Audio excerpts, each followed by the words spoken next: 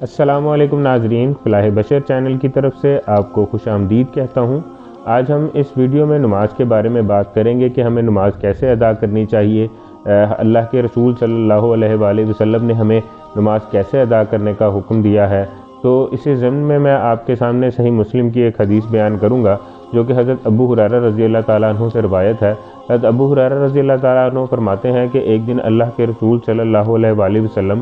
مسجد میں تشریف لائے تو ایک شخص آیا، اس نے نماز ادا کی اور نماز ادا کرنے کے بعد اللہ کے رسول صلی اللہ علیہ وآلہ وسلم کی خدمت میں حاضر ہوا اور سلام عرض کی۔ اللہ کے رسول صلی اللہ علیہ وآلہ وسلم نے اس کی سلام کا جواب دیا اور اس سے کہا کہ جاؤ دوبارہ نماز پڑھو، تم نے نماز نہیں پڑھی۔ وہ شخص گیا اور اس نے دوبارہ نماز ادا کی جیسے پہلے ادا کی تھی، اور وہ واپس آیا اور اس نے اللہ کے رسول صلی اللہ علیہ وآلہ وسلم کی خدمت میں حاضر ہو کے سلام عرض کی تو اللہ کے رسول صلی اللہ علیہ وآلہ وسلم نے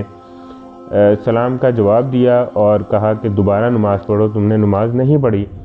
وہ شخص دوبارہ گیا، اس نے دوبارہ نماز پڑھی۔ دوبارہ نماز پڑھنے کے بعد وہ دوبارہ اللہ کے رسول صلی اللہ علیہ وآلہ وسلم کی خدمت میں حاضر ہوا اور اس نے سلام عرض کی تو اللہ کے رسول صلی اللہ علیہ وآلہ وسلم نے اس کے سلام کا جواب دیا اور کہا کہ تم دوبارہ نماز پڑھو، تم نے نماز نہیں پڑھی۔ تو جب 3 بار ایسا ہوا تو اس شخص نے اللہ کے رسول صلی اللہ علیہ وآلہ وسلم سے عرض کی کہ اللہ کے رسول صلی اللہ علیہ وآلہ وسلم، قسم اس ذات کی کہ جس نے آپ کو حق کے ساتھ بھیجا ہے، مجھے اس سے بہتر نماز پڑھنی نہیں آتی، تو آپ مجھے نماز سکھا دیجئے۔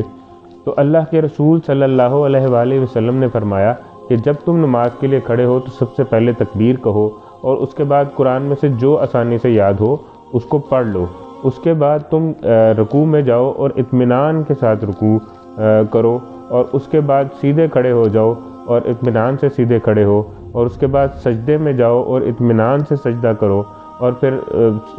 سیدھے بیٹھ جاؤ اور اطمینان سے سیدھے بیٹھو، اور اسی طرح تم اپنی باقی کی نماز کو پورا کرو۔ تو ہمیں اس حدیث سے یہ پتہ لگتا ہے کہ اللہ کے رسول صلی اللہ علیہ وآلہ وسلم نے ہمیں تحمل سے، آرام سے، ٹھہر ٹھہر کے نماز پڑھنے کی تلقین کی ہے۔ ہمیں اس بات کا حکم دیا ہے کہ ہم اطمینان سے سجدہ کریں، اطمینان سے رکوع کریں، اطمینان سے قیام کریں اور اطمینان سے بیٹھیں۔ اکثر اوقات ایسا ہوتا ہے کہ ہم ایک رکعت کے اندر ایک سجدے سے سیدھی طرح بیٹھتے بھی نہیں ہیں تو دوبارہ سجدے میں چلے جاتے ہیں، ہم رکوع سے سیدھی طرح کھڑے بھی نہیں ہوتے اور ہم سجدے میں چلے جاتے ہیں۔ کئی دفعہ ہم وقت کی قلت کی وجہ سے ہم تیزی میں نماز پڑھتے ہیں، تو ہمیں اس بات کا خیال کرنا چاہیے کہ ہم وہ جو تیزی سے نماز پڑھتے ہیں اس سے شاید